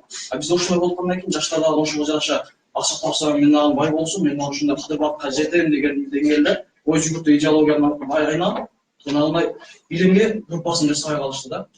Анан бирок жеке окуу жайлар бар, университеттерчи. Мисалы буларга Алса бар, Ала Тоо бар. Ошол эле соо эми максатым ушу Ала Тоо университети бул бизде ачылган кечээ биздин президентибиз Түркияга иш сапарында жанагы ал жакта Түркиянын президенти айтылат да, сенин келишиң да менин алдыңкы буйругумду аткарышымды далилдеп берет деп түшүнөм деди да. Алчы. Себеби алдыңызда айтканда жана ошол Ала Тоо университетинин жана ошол себап нерселерин жат деген да. Алдыңыз айтылмайт, алдын ашыккан болчу. Ашыккан болчу, бирок өзүнүн ошол месел беришке сен келгениң мен айткан буйругумду сен аткарасың деп ишенем деди да. Ал ошого кандай карайсыз? Ошону аткарып, ошол университеттерди жабабы же бизге керек бул университеттер? Өзүң кайда окуйсуң? Мен өзүм МУИТ университетте окуйм. Кайда? Международный инновационный технология деген. Эл аралык инновациялык технология университети. Национальный эмес. Өзүң кандай деп ойлойсуң? Менин оюмча бул керек бизге.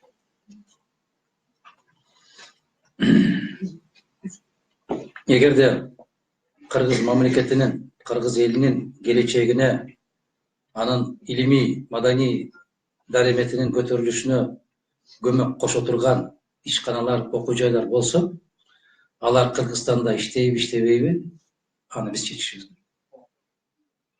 Эгерде кайсы бир деңгээлде сүйлөгөн сөзү, жазган программалары керемет дагы, биздин мамлекетибизге зыян келтире турган ишканалар болсо, канча акчасы бар экендигине карабастан, аларды чечкиндүү түрдө жабышыбыз керек. Менин позициям ушундай. Аларды биринчи изилдеш керек, иликтеш керек. Программасы кандай болуп атат? Кыргыз билим берүү министрлигинин тармагынан бекитилген программа менен окутулуп атабы, же өз алдынча болуп атабы? Мына караңыздарчы, Бишкекте бир мектеп өткөндө майрам экенди эс алып атат, экинчи мектеп иштеп атат. Айдан-ай. Дүнүйө жүзү боюнча мусулмандар орозону айтты, бир күндө айтты дагы, кыргыздардын айы чыкпай коет да деп ашуудан. Бул башаламандык, бул бейбаштык, бул тартипсиздик. Дүнүйө илим ушунчалык жетип калды. Стамбулга кайрылсаңар эле, жылдын башында ай кайсы күнү келет, ай кайсы күнү жаңырат, бардыгы белгилүү. Кыргыз эле муфтий баш болуп эле машина менен жөнөп калат да Тебашууга. Ай көрүнөт экен, жок экен. Уят го дейт, кандай дейсиз?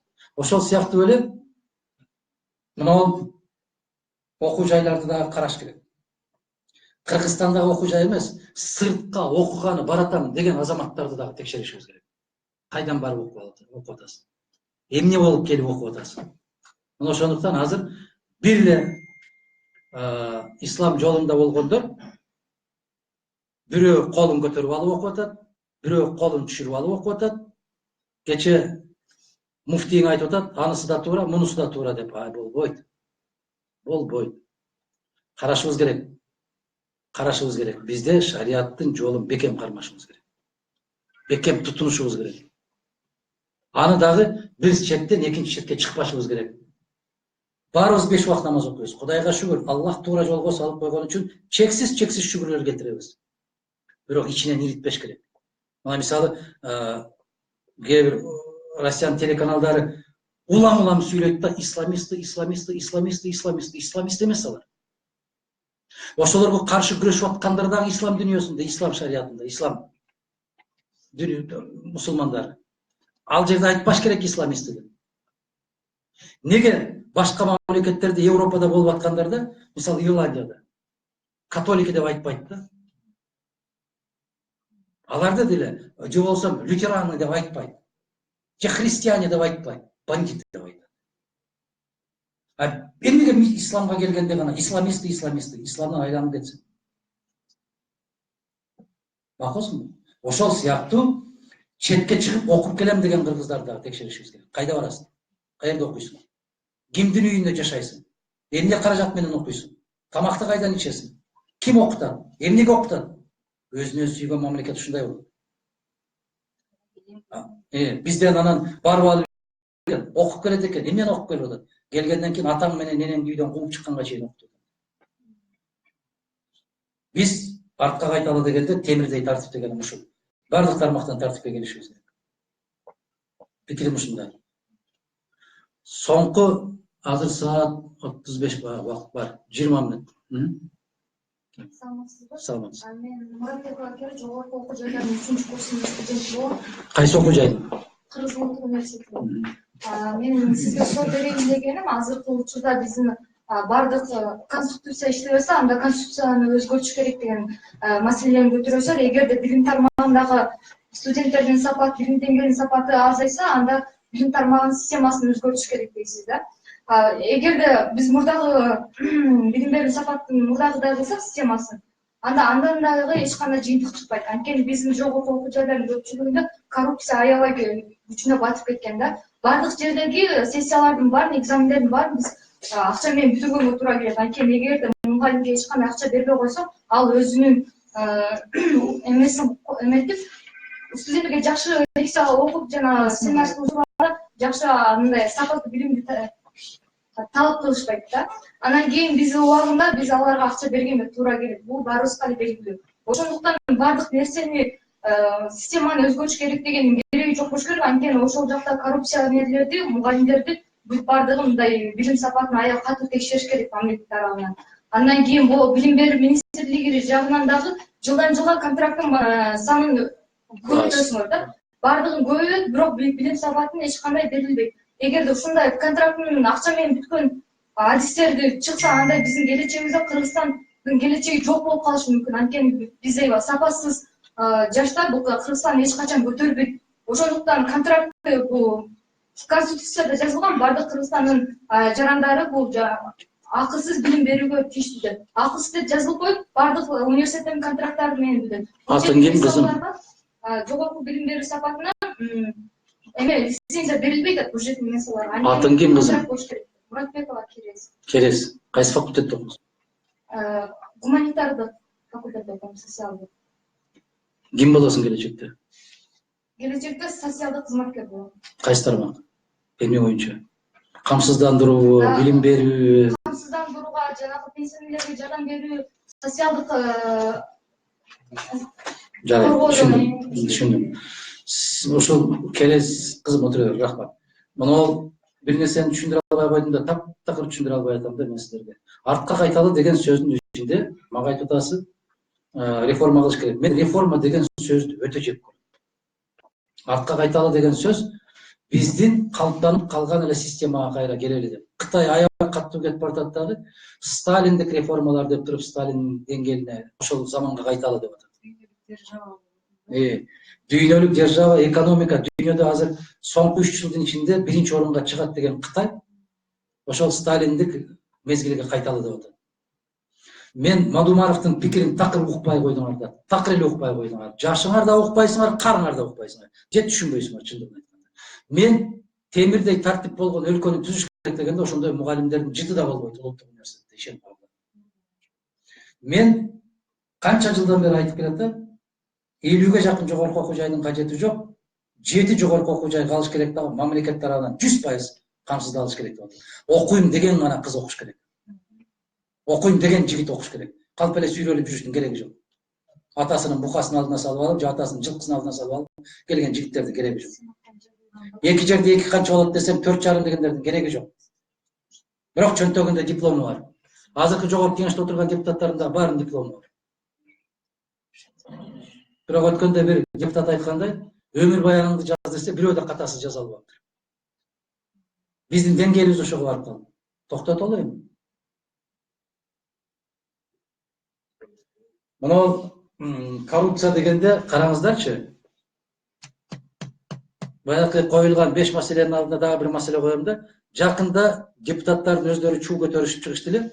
3 депутат мыйзам жазып киргизип, натыйжада кыргыз казынасы 860 миллион сом зыян тартты деп. Унду киргизүү боюнча мыйзам. Сырттан келген ундардан бажы төлөмдөрүн алып салуу боюнча, кошумча наркты алып салуу боюнча салыкты. Ошону алып салуу боюнча 3 депутат мыйзам жазып киргизген. Ошол мыйзамды кабыл алышкан. Натыйжада кыргыз дыйкандарына каттуу сок курулгандагы кыргыз казынасы 860 миллион сом зыян тарткан. Бүгүнкү күндө кээ бир ишканаларга $10,000 же болбосо 500,000 зыян келтириптир деп 12 жылга камап атпайбы. Эми үчүн 1 миллиард сомго жакын карыз зыян тарттырган 3 депутатты жоопко тартпайт. Ошол мыйзамдын авторлору. Мен муну да талап кылам. Кандай дейсиздер? Силер макулсуздарбы ушуга? 1 миллиард сомго жакын зыян келтирген ошондой мыйзам жазган депутатты жоопко тартыш керекпи? Сөзсүз тартыш керек. Мына ушуларды жоопко тартып баштагандан кийин, анан мен ишенем, чындап баштаган экен, мен да кол түрүп жардамдашайын. Мен да сыртта калбайын, мен да пайдамды тийгизейин деп ошондой аракет кылабыз. Кел, сен кийин сен. Кыска бергиле суроолорду. Баарына үлгүрүп калды. Кече ошо 10 апрелде соцсистемасы реформалоо жөнүндө жыйын курдуңуздар. Анан ошол жерде баардыгыңыздар айттыңыздар, ушундай болсо ушундай болот, ушундай болсо ушундай болот. Бирок ошону ким кылат деген суроо чыкпады да. Аягында комиссия түзөбүз дедиңиздер, бирок комиссиянын курамына ким кирет деген жерде өзүңүз да көрдүңүз кандай ошол жерде эле талаш чыгып кетти да. Анан биз ошол саясий аренада республикада жүрүп ошондой атамекендин немеси түшүп кетти, рейтинги түшүп кетти. Ошол жерде мен макул эмесмин деп сиз баштаган ушул баардык ошол партияларды топтоп бир улуттук бир күч чыгат деп ойлогонбуз. Анан ошондо азыр 300,000 кол топтоо бул адашпасам 114 статьяда 2-пункт менен топтолуп атат. Анан ошол топтолот, бирок топтолгондо ошону эл колдойбу деген суроо да. Баягы эле ошол эле шайлоодон каталар. Ошону сиз тарыхчы катары билесиз. Тарыхтан сабак албасак, ошол эски найда кайра келип шайлат да. 1,5 миллион калкыбыз башка мамлекеттерде жүрөт. Ал жыргап кеткенде жүргөн жок, бирок Суроо бергин эми. Ошондой шайлоодо 12,000 өзүнүн мындай кайдыгер эмеслигин көрсөтөт да, 12,000 адам. Бул 1,200,000 алсак 1%, анан чет элде жүргөндөр өзү кайдыгер эмескенин билдирди да. Эгерде ушул азыр кол топтоо маселе бул. Кол топтоодо сиз ушул кресиңизди айткансыз. Мыйзам жагын мага койгула, мен өзүм чечем депчи. Эл аны туура эмес түшүндү да. Биз кол топтой койсок болду. Референдумда барып шайлабайбыз, ал маселе эмес. Калганды мазы бар өзү чечет деген. Жаңылыш ой менен жүрөт да элчи. Эл менен жолуктуңбу сен? Эл ушинтип айттыбы? Жок, ошону мен сурап көрдүм, ошол. Мен көрдүм, бардык ошол сизге кайра таштап койду да. Эми актын ким? Ал жок. Кайда иштейсиң? Мен студент. Кайсы факультет? Токен. Токен? Ал жок, рахмат. Жигиттер, кыздар, суроонучу ток этип бергенди үйрөнүшүбүз керек. Тарс этип туруп, 1 мүнөттүн ичинде суроону берип үйрөнүшүбүз керек. Эми ошондой жыйын алып койду, төгөрөк стол болду. Демилгени ким көтөрсө, жүк ошонуку да. Эгер ошол иштердин баарын аткарып келип туруп, эми моундай түзүлдү, кандай кыласыздар дегенде мен да барам деп жүгүрө берет. Макул, мен деле киришим керек деп коет. Макул, сен деле кир деп киргизип койгон болсоң, эч жумуш жасабайт. Жүрө берет. Жөн эле жүрө берет да. Ошондуктан демилге көтөрүп койгондон кийин биз сунуш кылдык. 21 кишиден түзүлсүн деп. Чоң бир улуттук кыймылга айланат деген максатта. Ал айланат. Кудай буйрса айланат. Аны жарыя салып отуруштун кажети жок. Демек баардыгы көпчүлүк колдоого ээ болдубу? 21 кишиден курамы түзүлөт. Ал жанагы демилгечилерге тапшырылбадыбы? Өзүңөр карап көргүлө. Бардык кагаздар даяр. Эртең бүрсүгүн жарыя кылабыз. Кимдердин курамынан түзүлдү?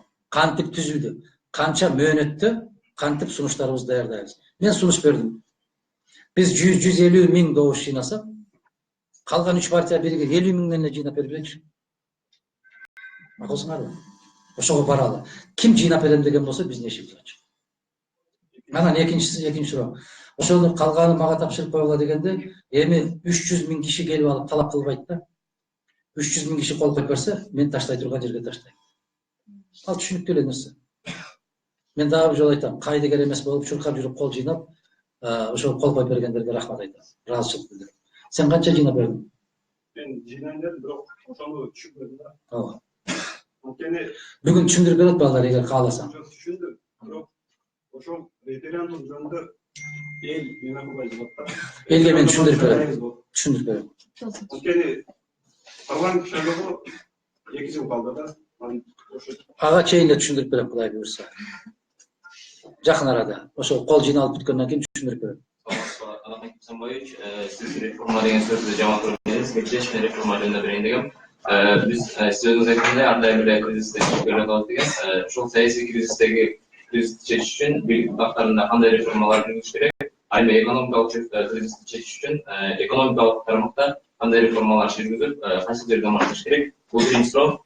Ал эми экинчи суроом болсо, бул аймактык бөлүнүп жатылууга кантип чек койсок болот? Баягы кыргыздардын, мен дагы кыргызмын, ал дагы кыргыз, биз бир баягы тууганбыз деген улуттук сезимдерин күчөтүш үчүн кандай жолдорго барышыбыз керек?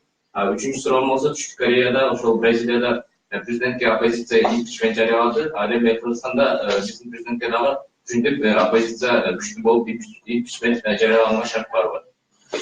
Рахмат. Биринчи сурооңа. Реформа деген сөз бул бар нерсени кайра куруу деген сөз. Формасын жок кылуу деген сөз. Мен тескерисинче айтып атам. Бизде формасы болгон, ошо формага тийбейли. Союздун мезгилиндеги форма. Биздин Кыргыз Республикасына 25 өкмөттүн мүчөсүнүн кереги жок. 25 министрдин кереги жок да Кыргызга. 11 миллион күтүргөн кою бар мезгил эмес да. Эчен миллион саан уyu бар. Эчен миллион тонна бугдай өндүргөн. Эчен миллион тонна жүн өндүргөн мамлекет эмес да. Эч нерсе жок да, баары элдин колунда да. Эмне кереги бар ал министрликтер? Бизге Кыргыз Республикасына 11 министрлик жетиштүү, 60 депутат жетиштүү. Болду, жетет, калган ашык. Ошол депутаттардын дагы барып туруп баардык баскан турган жолун баарын изилдеп чыгыш керек. Деңгээли кандай? Машина айдаганы баратканында дагы текшерет, мындай көзү сообу, бети башы сообу, мындай машина айдай алабы, үйрөнөбү бир нерсеге. А депутатка кете берет. Мыйзам жазалабы, мыйзамдан түшүнүгү барбы деген суроо жок. Биз ошону карашыбыз керек да. Менин тууганым экен. Мына сен жердешчилик жөнүндө кандай кылып сок курса болот деген. Ошол жердешчилик деген сезимдин кесепетин жеп атабыз биз. Тийип атат ушул. Менин тууганым экен, биздин айылдан экен, биздин уруудан экен. Ошон үчүн Мадумаровдун улуу сөзү бар. Өзүмдү өзүм улуу дебейм. Идеясын улуу деп атам мен. Бул не деген сөз? Уруум деген тозот, улутум деген озот деп. Уруум дегенди койчу жана. Жок, мен сага эмес, негиз айтып атам. Улут деп чуркайлычы, улут деп. Улуттун кызыкчылыгы деп. Бул оштук экен, бул чүйлүк, бул көлдүк, бул таластык экен. Ушуну токтотолу. Ал качан токтойт билесиңби? Мыйзам ушунчалык каттуу, күчтүү болгондо, адилеттүү жетекчи келгенде өзүнөн өзү токтойт. Эң акыркы сурооңа эмне дедим? Түштүк Кореяда, Бразилияда бийликке эми Түштүк Кореяда Пак Кын Хе деген келин аябаганда атасы кадыр барктуу генерал болгон. Түштүк Кореяда. Кимдер окугансыңар? Эч ким окуган эмес. Эмне үчүн ишеним көрсөтпөө жөнүндө маселе көтөрүштү? Эмне үчүн? баягы достугунун кайрымдуулук фондуна Samsung сыяктуу ири компанияларды акча которууга мажбурлаганы үчүн Бул бир жагы. Экинчи жагы. Мамлекеттик сырларды өзүнүн курбу кызына айтып койду. Карагылачы. Мамлекеттик кызматка курбу кызын аралаштырды деген. Бизде кимдерди гана аралаштырбай атат. Кимдерин гана кошпой атат. Жок дегенде ошол жерде жашай берели десем, аялым болбой койду деп президент санын ичине шейишет. Не деди бул? Бул не деген маселе? Ошол үй курулуп баштаптыр. Ошол үйдүн курулушуна ким уруксат берди? Президентпи? Кандай дейсиңер? Же менден уруксат алабы? Ким уруксат берди ал? Эртең мен айтпайынбы анда? Мага дагы досторум жыйналды дагы ошол жерде бир 5 соток жер берсеңиз, мен жашаганча жашайын да, кийин силерге тапшырып кетейин деп. Мен да жер сурабаймын, кандай дейсиң? Мыйзам каяктан бузулуп атат? Башынан бузулуп атат. Башынан бузулуп атат.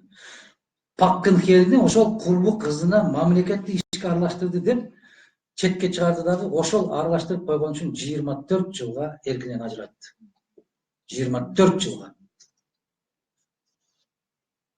А bizde эмне болду? Bizde миллиарддаган сом, 100 миллиондогон доллар сууга сиңип, кумга сиңип жок болуп кетип баратат. Манас орденин алышып атат.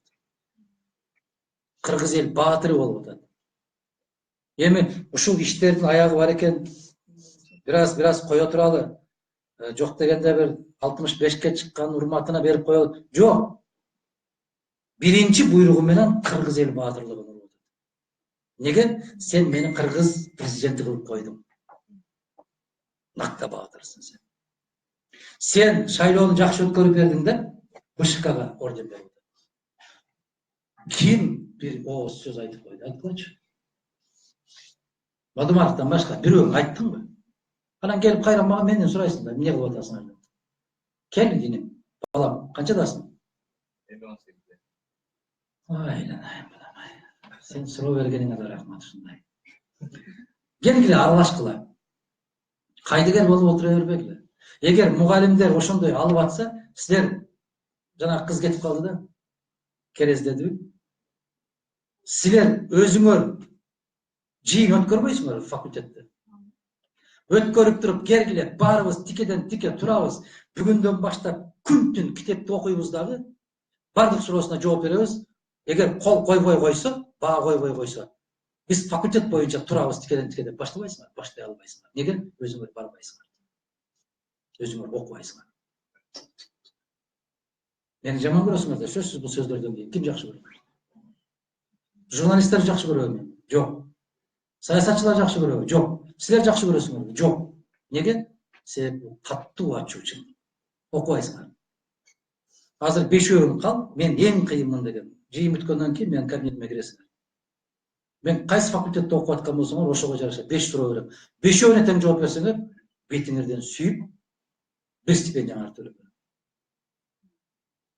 Барбы ошондой ишеним арткан? Өзүң ишенген студент барсың ушул жерде? Жоксуңар. Муну Рахман Разыков Куршав айылында жыйын өткөрүп атат дагы. Баары баягы түйүндөрүн көтөрүп, сүйрөлүп кирип келишип атат. Стадиондо жыйын болуп атат.